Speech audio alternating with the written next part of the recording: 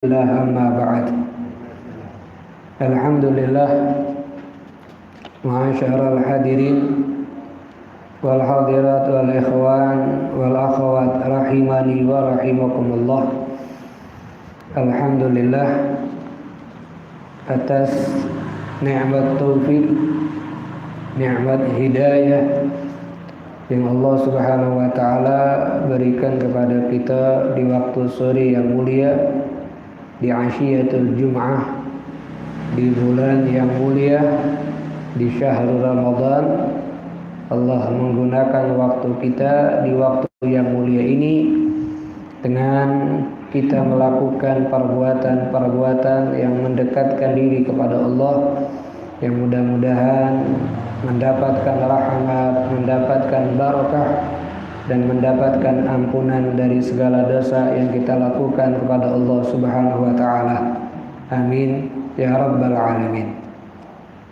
Ma'asyiral hadirin wal hadirat rahimani wa rahimakumullah. Pada kesempatan Asyiyatul Jum'ah sore yang mulia ini, kita akan sedikit membaca sekelumit daripada perjalanan hidup seorang wanita yang mulia, seorang wanita yang rela hidup susah di dalam menemani perjuangan dakwah Nabi besar Muhammad sallallahu alaihi wa alihi wasallam, yaitu Sayyidatuna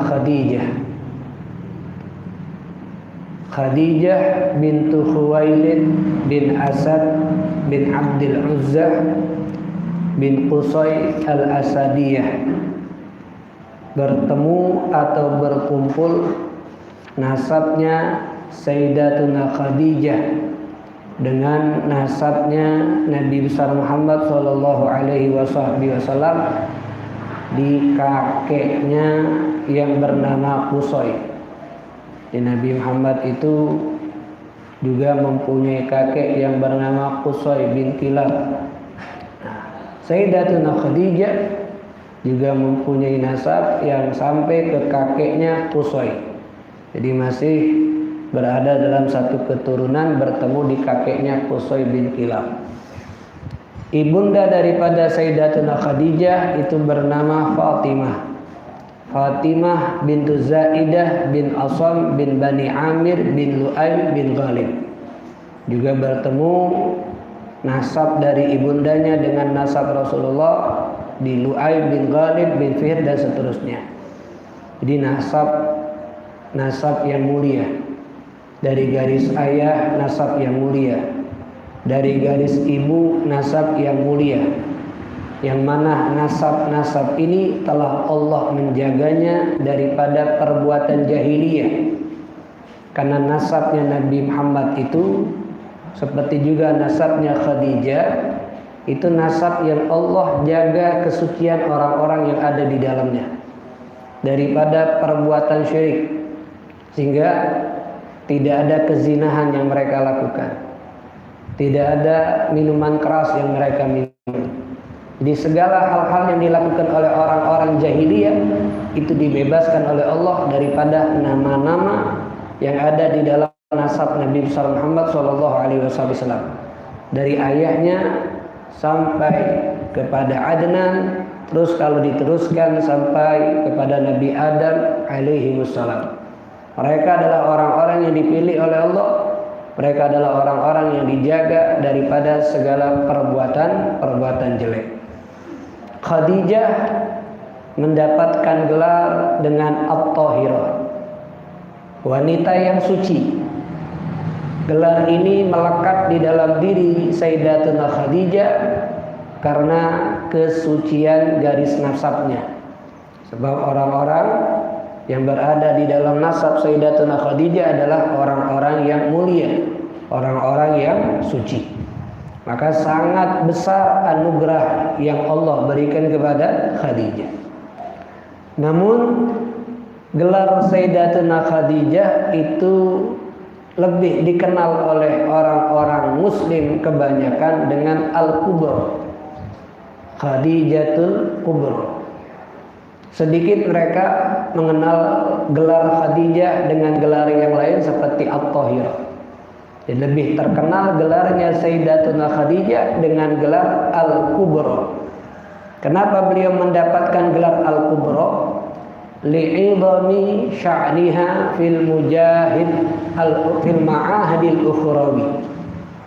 Karena sangat besarnya kepedulian Sayyidatuna Khadijah di dalam urusan-urusan akhirat.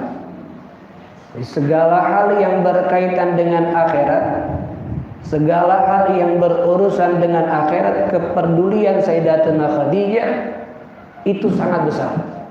Dan ikut andilnya Sayyidatuna Khadijah dalam urusan akhirat itu sangat banyak.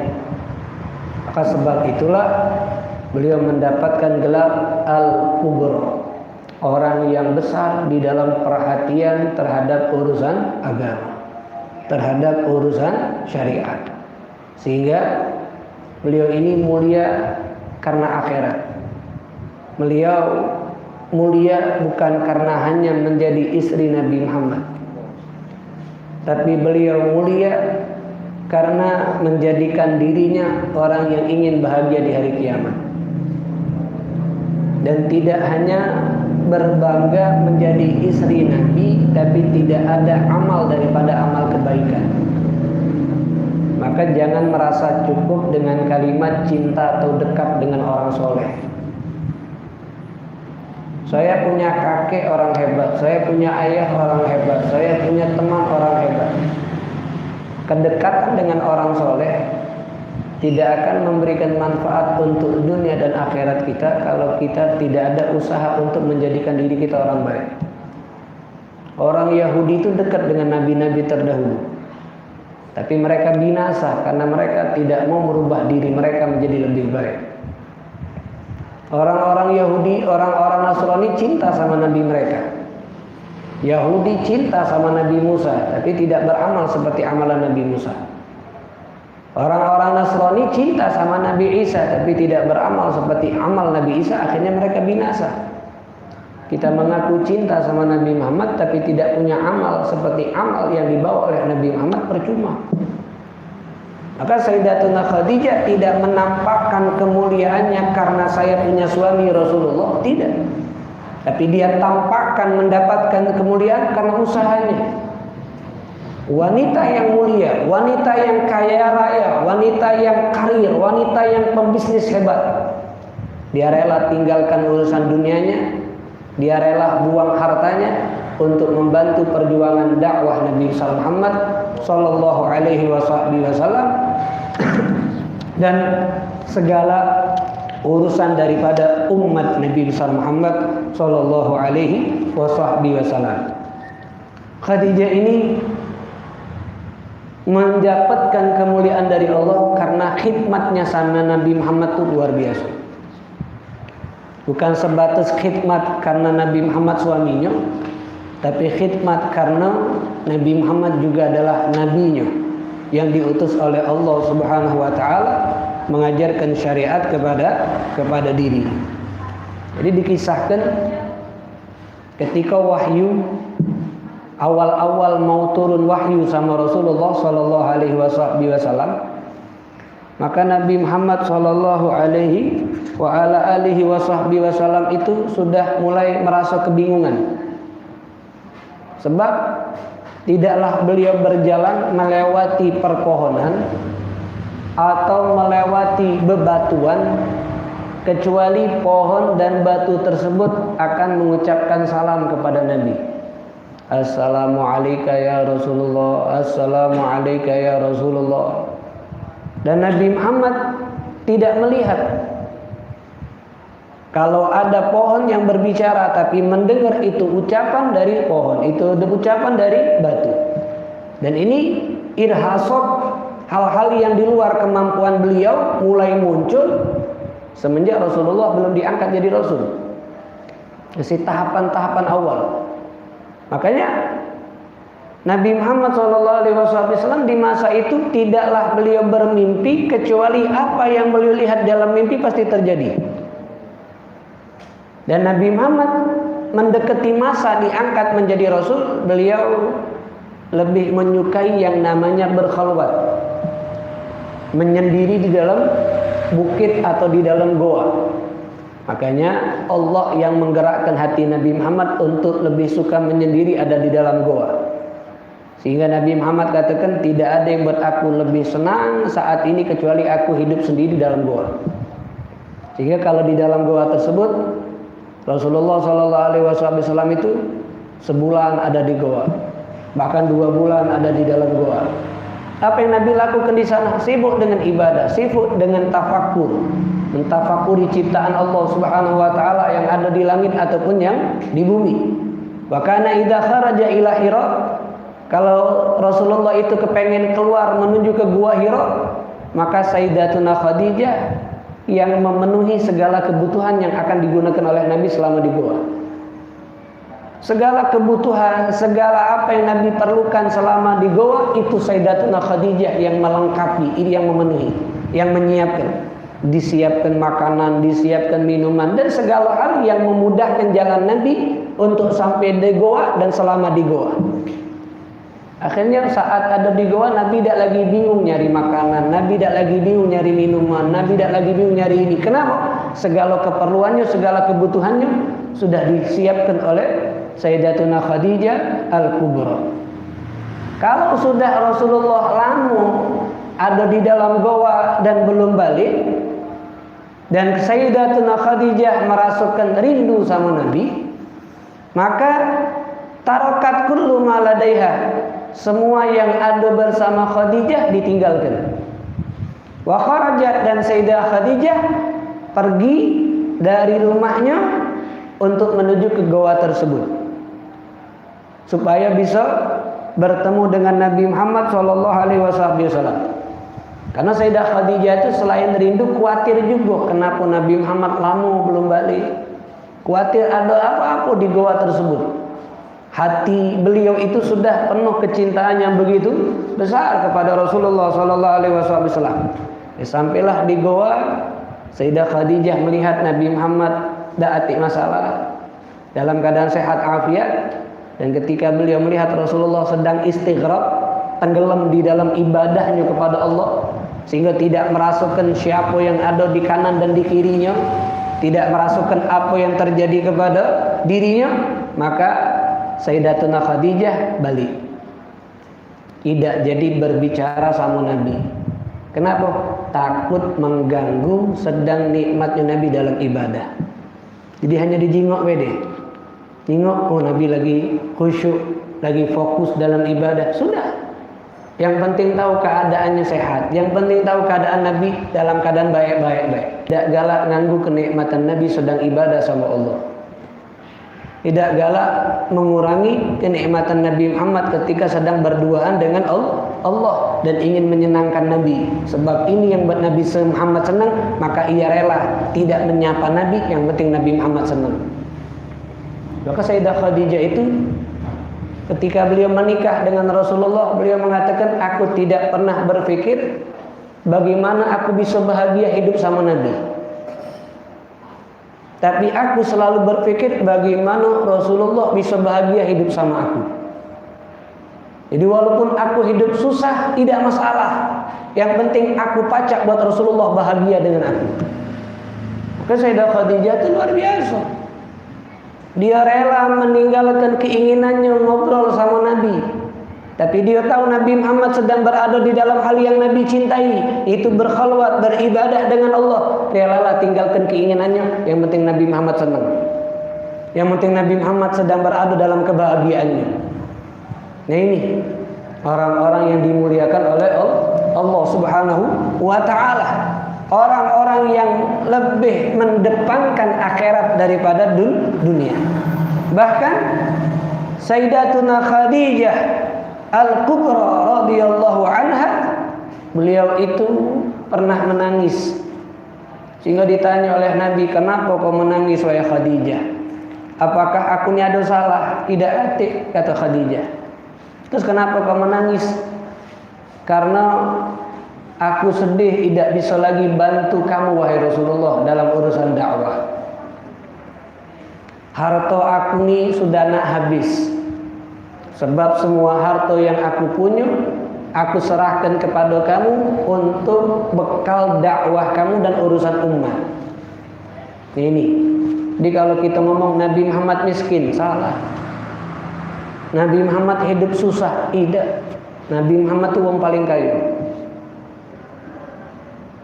Tapi Nabi Muhammad kenapa dikatakan miskin? Miskin untuk dirinya tapi tidak miskin untuk orang lain.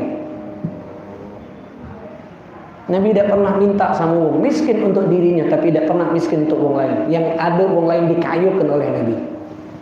Hidupnya susah, sahur makan sampai puasa sunnah. Tapi untuk orang lain umatnya dipenuhi kebutuhan oleh Nabi. Nabi Muhammad SAW sederhana, untuk dirinya sederhana, tapi untuk urusan dakwah, untuk urusan umat dikeluarkan hartanya. Begitupun Khadijah, wanita yang kaya raya, hidupnya menjadi berubah semenjak menikah dengan Nabi, menjadi sederhana, bahkan penuh dengan kesusahan. Padahal uang ada, kenapa? Uangnya dihabiskan untuk dakwah dan umat Islam. Sulit nyari uang seperti ini. Yang duitnya hanya untuk dakwah, duitnya untuk umat, bukan untuk keperluan pribadi. Makanya kenapa Rasulullah dijadikan contoh oleh seorang pemimpin? Sebab pemimpin menyederhanakan dirinya tapi memakmurkan rakyatnya. Memiskin dirinya tapi mengayuhkan rakyatnya. Itu dalam sosok Nabi. Jadi Nabi miskin, salah. Nabi wong susah, tidak. Nabi wong kaya, Nabi wong hebat. Cuman untuk dirinya dia sengaja hidup susah, yang penting yang lain tidak. Nah Khadijah begitu luar biasa. Dihabiskan hartanya untuk dakwah Nabi, untuk umat. Sampai dia menangis tidak bisa bantu lagi sebab hartanya sudah nak habis. Sehingga kata Khadijah, wahai Rasulullah, kalau kau masih butuh harta dan aku sudah meninggal, maka tidak masalah wahai Rasulullah. Kau gali kuburan aku dan kau ambil tulang belulangku untuk kau jual, sehingga kau punya dirham atau dirham untuk urusan dakwah dan umatmu. Sulit menjadi orang seperti Khadijah, kecuali kalau orang yang lebih mendepankan akhirat daripada dunia, yang tidak ada sedikit pun besitan dunia di otaknya, yang ada adalah besitan akhirat. Makanya Rasulullah SAW menyebutkan dalam hadis tentang ciri orang mukmin itu gimana. Kita bisa melihat ini orang mukmin kuat imannya, lemah imannya dalam sifat yang ada dalam dirinya. Dalam hadis Rasulullah ngomong, innal mu'mina, sesungguhnya orang mukmin itu tarahu, kita akan bisa melihatnya, bisa menyaksikannya dia mukmin sejati ataupun tidak. Pertama, kuwatan fid din, kekuatan dia dalam urusan agama. Apa kuat dalam urusan agama? Apa yang dihalalkan oleh agama itu yang dia ambil. Apa yang diharamkan oleh agama itu yang dia tinggalkan. Walaupun dia senang tapi dilarang, dia jauhi. Walaupun dia bahagia tapi dibenci oleh agama, dia tinggalkan. Ini mukmin sejati. Walaupun pahit, walaupun susah, tapi ini diridhoi oleh agama, dia ambil. Itu adalah mukmin sejati. Jadi orang mukmin pertama, kuatan fid din. Dia kuat dalam agamanya. Tidak berani meninggalkan perintah Allah, tidak berani melakukan larangan Allah. Maka kalau ada orang mengaku dirinya mukmin tapi perintah Allah ditinggalkan, larangan Allah dikerjakan, diperhatikan mukminnya, imannya gimana sudah. Jadi tolak ukur, jangan hanya ngaku iman tapi tidak ada bukti dalam perbuatan. Siapa yang ngomong? Nabi. Kuatan fid din yang pertama. Yang kedua, hazman fili, terbungkus kehidupannya dengan kelembutan. Lembut terhadap orang mukmin, peduli kepada orang mukmin, berbagi dengan orang mukmin, ingin menyenangkan orang lain, ingin membahagiakan orang lain, dan itu masih dalam garis konsep syariat yang tidak dimurkai oleh Allah Subhanahu wa taala. Kemudian yang ketiga kata Rasulullah, wa imanan fi yaqin, kuat keyakinannya sama Allah. Jadi wong mukmin itu tidak kati keraguan sama Allah. Urusan rezeki tidak ragu. Dicari atau tidak, rezekinya masih itulah. Dicari kalau Allah tentukan rezeki aku begitu ya begitu. Tidak dicari kalau Allah tentukan rezeki aku begitu ya begitu. Makanya orang yang yakinnya kuat itu akan lebih menyibukkan apa yang Allah perintahkan dan tidak banyak menyibukkan apa yang sudah Allah jamin. Kita ini ada dua, yang Allah perintahkan kita ibadah, yang Allah jamin untuk kita sholat. Makanya orang mukmin itu lebih mendepankan dengan menyibukkan mengerjakan perintah Allah, tapi tidak terlalu menyibukkan pusing dengan apa yang dijamin oleh Allah urusan rezeki. Jadi rezeki tetap dicari, tapi perintah Allah tidak ditinggalkan. Perintah Allah masih digawikan seperti bulan Ramadan, nyari rezeki tetap, puasa masih. Begawi tetap, puasa masih. Nah ini orang mukmin. Kenapa? Kalau sebaliknya dia menyibukkan dengan apa yang telah Allah jamin, rela meninggalkan apa yang Allah perintahkan, ini rugi. Kenapa? Tidak dicari tetap Allah kasih, sebab jaminan Allah rezeki itu. Kalau sholat, kalau ibadah tidak kita lakukan, yang rugi kita, sebab kita diperintahkan untuk ibadah. Makanya seseorang itu taubat karena melihat orang mulia dimuliakan oleh Allah. Ada kisah. Jadi ada satu perkumpulan lah, bahasa dikatakan biasa perkumpulan galak nakal. Jadi galak pesta.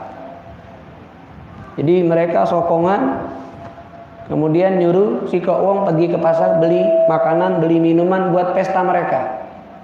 Terkumpullah duit 20 dirham. Berangkat wong ini. Sampai di pasar nyingok si toko semangko, bitikho, toko semangko. Toko semangko ini penuh. Wong tegak di depan toko tadi, berebutan nak beli si semangko. Ada semangko di toko itu banyak, cuman si semangko ini berebutan wong nak belinya.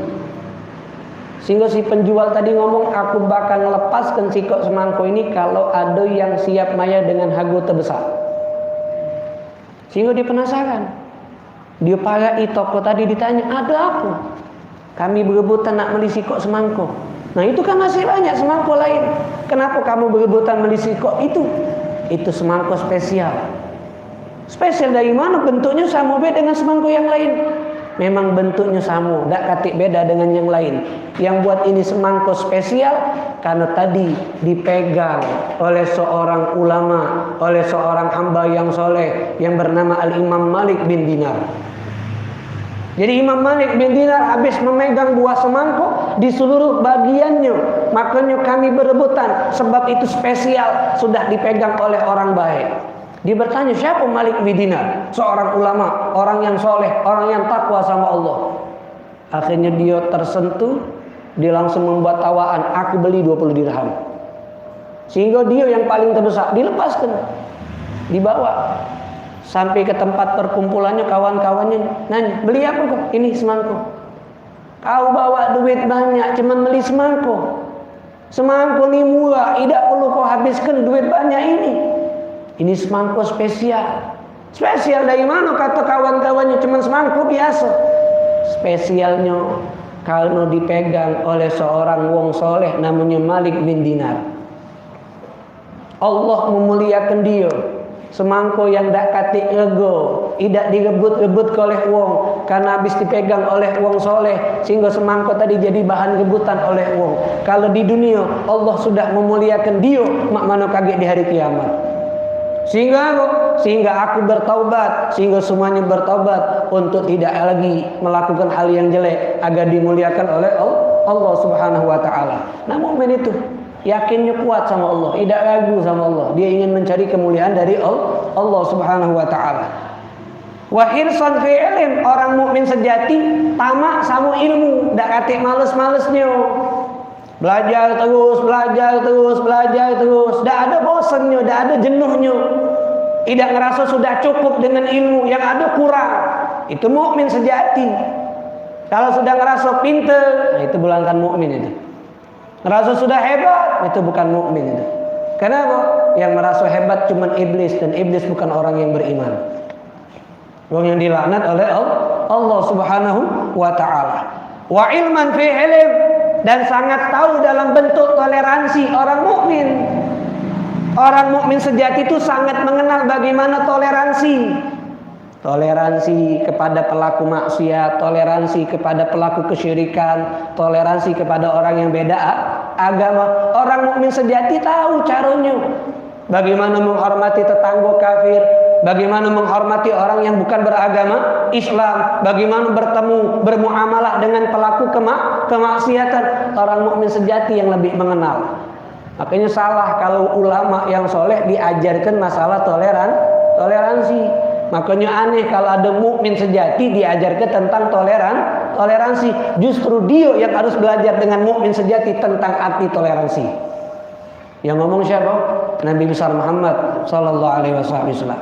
Wa syafaqatan fi mahabbah. Kemudian orang mukmin sejati itu bisa terlihat mempunyai rasa kasihan dalam bentuk cinta. Jadi sayang orang itu karena Allah, sayang kepada wong itu karena Allah. Benci kepada wong itu karena Allah, bukan karena kebaikan wong itu, bukan karena kedermawanan dia, tapi karena Allah Subhanahu wa taala. Wa birran fi istiqamah, dan istiqamah dalam berbuat baik itu mukmin sejati.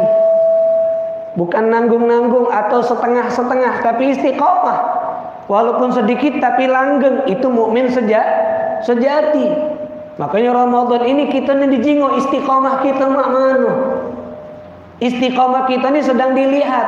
Kalau istiqamah kebaikan kita di Ramadan sukses, maka lepas Ramadan kebaikan itu bisa kita istiqamahkan. Contoh gampang, duha be. Kalau Ramadan setiap hari kita duha istiqamah sampai selesai Ramadan, lewat Ramadan duha itu pasti terus. Witir, kalau di Ramadan terus kita witir setiap malam walaupun 3 rakaat, selepas Ramadan tetap akan witir. Begitupun ibadah-ibadah yang lain. Kebaikan, istiqamah dalam kebaikan itu mukmin sejati. Waqas dan fi ghina. Kalau masalah kayu tengah-tengah. Tidak sampai berlebihan. Kayu berlebihan apa? Kayu sampai lupa cara ngambil duit yang halal. Lupa cara berbagi. Tidak juga terlalu kurang. Kenapa? Kalau kayunya kurang, akhirnya masih nak minta, masih nak ngeluh, masih nak ngemis. Tapi kayu yang cukup itu gimana? Apa yang dia dapatkan dia syukuri. Dan dia berusaha mendapatkannya dengan cara yang halal. Itulah kayu yang bagus. Kemudian watajammulan fi faqah. Ciri mukmin sejati itu kata Rasulullah, kalau susah tidak pernah menampakkan dirinya susah. Tapi dia tampakkan dirinya adalah orang yang tidak susah. Jadi Masya Allah, tidak nunjukkan lagi susah, nunjukkan lagi senang. Lagi sedih, tidak ditampakkan kesedihannya di depan wong.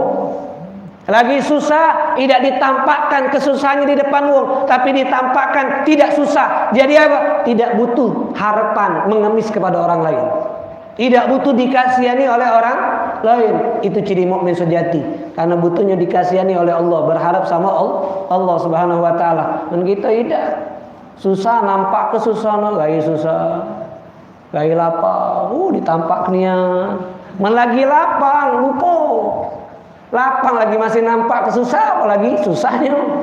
Nah inilah ngaku-ngaku ini kadang-kadang kita ini masih belum sempurna iman kita sama Allah Subhanahu wa taala. Wa taharrujan an qama, jauh daripada yang namanya sifat toma, sifat rakus. Jadi mukmin itu tidak kata yang rakus. Qanaah yang ada.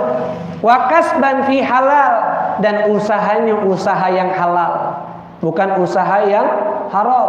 Wa nasyatan fi huda, dan semangat dalam ibadah.